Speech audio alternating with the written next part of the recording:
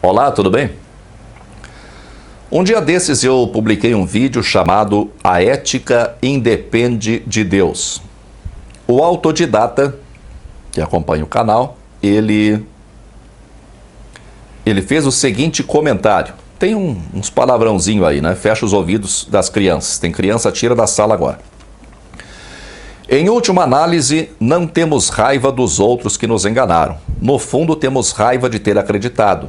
Daí o nosso ego é muito grande e para não admitir que foi trouxa, ficamos falando que o outro fez isto ou aquilo. Mas será que se o outro tivesse falado a verdade para a gente teria entendido? Tipo, uma pessoa de 15 anos está fazendo um monte de merda. Eu vou chegar nela e dizer que o que ela comprou da mídia vai dar ruim lá na frente? Ela vai mandar eu ir para casa do caralho. Pois na idade dela, a verdade dela é absoluta. Tanto que os pais comem um doce tentando mostrar para o moleque FDP que ele está errado. E o que o pai ganha, a raivinha do mimado ou da mimada. Pois é, isso acontece, né? Eu tive uma colega de trabalho que tinha 2 filhas. E quando a filha mais velha descobriu que não existia Papai Noel e Coelhinho da Páscoa, se revoltou assim, olha, terrivelmente contra os pais, porque concluiu que tinha sido enganada todo esse tempo. E além dela se revoltar, ela insuflou o ânimo da irmã mais nova contra os pais. Eu não acho que seja para tanto, né? Os meus filhos mais velhos tiveram... Os mais velhos, né, eles tiveram um pai muito jovem, né, que é este aqui, alguns anos atrás, né? E esse pai muito mais jovem contou para eles a verdade quando achou que eles estavam prontos para saber. Até hoje eu não sei, né, olhando para trás, assim, se eles realmente estavam prontos ou não. A minha filha mais nova, que já teve um pai um pouco mais experiente, ela descobriu aos poucos, sem traumas, mas ficou com... pelo que eu percebi, assim, com uma espécie de vazio no peito que talvez nunca seja preenchido. Ela me disse algumas vezes, antes de dormir, que preferia continuar acreditando, porque era mais bonito. Isso eu acho comovente. Essa é uma questão estranha, né? Eu gostava de ser espírita. Gostava das minhas crenças. Me sentia muito bem com elas. Eu era razoavelmente tolerante com quem pensava diferente, mas tinha convicção de que estava certo. Mas se você me perguntar se eu gostaria de voltar no tempo e ser espírita novamente, e nunca descobrir o que descobri, eu digo que não. Prefiro assim, de verdade. Nunca tive raiva de nenhuma das pessoas que me influenciaram em relação às minhas crenças. Quando eu me refiro a alguém como Chico, Divaldo, Kardec, em tom de crítica, quase sempre é a mim mesmo que eu estou criticando. Eu nunca fui influenciado assim pelo Divaldo. Cito ele por algumas coisas que ele diz ali que eu não concordei. Mas Chico e Kardec, sim. Eu já disse isso em mais de um vídeo, numa das séries que eu fiz tecendo críticas ao Espiritismo, né? O autodidata falou em raiva, né? Que, como é que ele diz? Não temos raiva dos outros que nos enganaram. No fundo, temos raiva de ter acreditado. Daí o nosso ego é muito grande. E para não admitir que foi trouxa, ficamos pensando que o outro fez isto ou aquilo. No meu caso, não é exatamente raiva, né? Mas as críticas um pouco mais ácidas, o que algumas pessoas definiram como sarcasmo, né, com que eu me referi principalmente ao pensamento de Kardec, certamente isso se dirige a mim mesmo.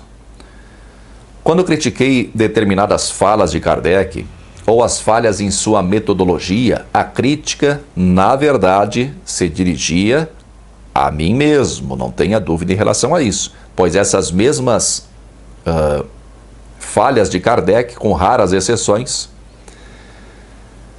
elas eram acatadas e às vezes citadas por mim, né, como defesa do meu sistema de crenças de então.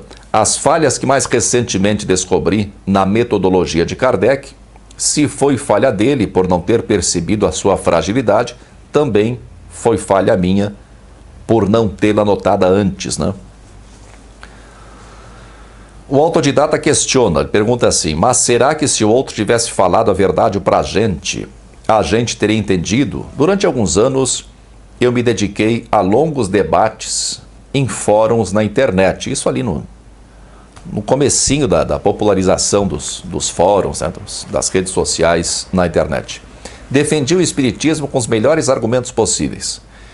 E conheci muita argumentação contrária relevante, né? Argumentação relevante contrária aos meus pontos de vista espíritas, que, se quisesse, poderia ter averiguado com o máximo possível de imparcialidade.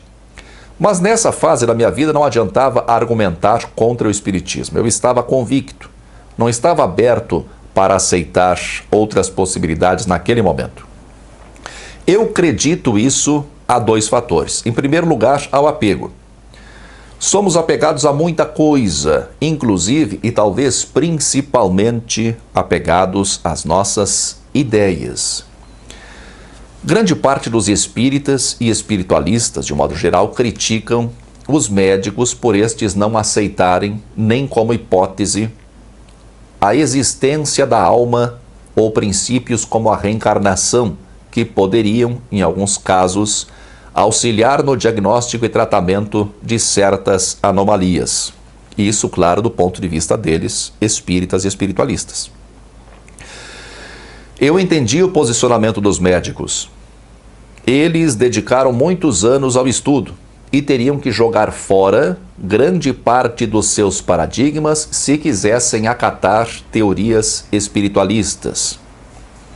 O mesmo acontece com quem alimenta uma crença e se dedica a essa crença por muito tempo. Eu acumulei muito conhecimento espírita.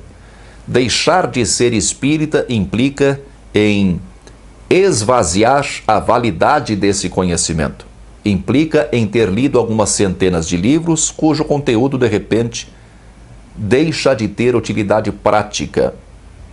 Essa é a questão do apego, que é o primeiro fator.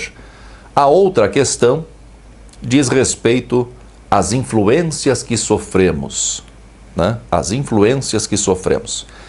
Será que se o outro tivesse falado a verdade para a gente teria entendido? É difícil entender qualquer coisa quando não estamos interessados em entender. Formamos uma espécie de barreira mental que nos impede de assimilar qualquer ideia que contrarie as nossas próprias ideias. E isso se deve, em grande parte, à influência de outras pessoas e do meio em que vivemos ou exercemos atividades ligadas às nossas crenças. É difícil parar para pensar em outras possibilidades quando nós estamos imersos num ambiente em que essas outras possibilidades são simplesmente barradas. Por isso existe uma grande preocupação em igrejas e centros espíritas em manter seus fiéis ocupados, sem se afastar muito tempo das atividades.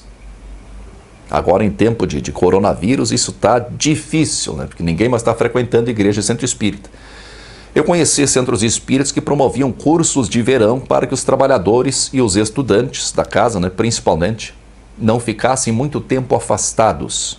E isso é fácil de entender. Era muito comum no Brasil, antigamente, que os filhos dos ricos fossem estudar na Europa. Deixavam aqui amigos de infância e deixavam promessas de amor. Quando voltavam, anos depois de estudo, né? Anos depois, mal se lembravam do antigo amor. E se o amigo de infância fosse filho de pobre, a relação nunca mais era a mesma. Claro, conheceram outros lugares, conheceram outros ambientes, sofreram outras influências. Então a resposta para a pergunta, será que se o outro tivesse falado a verdade para a gente teria entendido? A resposta para essa pergunta depende desses dois fatores: o apego pelas próprias ideias e a influência que recebemos do meio. O meio religioso se especializou em oferecer sempre mais do mesmo. É o mecanismo do vício. um viciado precisa sempre de mais uma dose. Muita força e paz para você.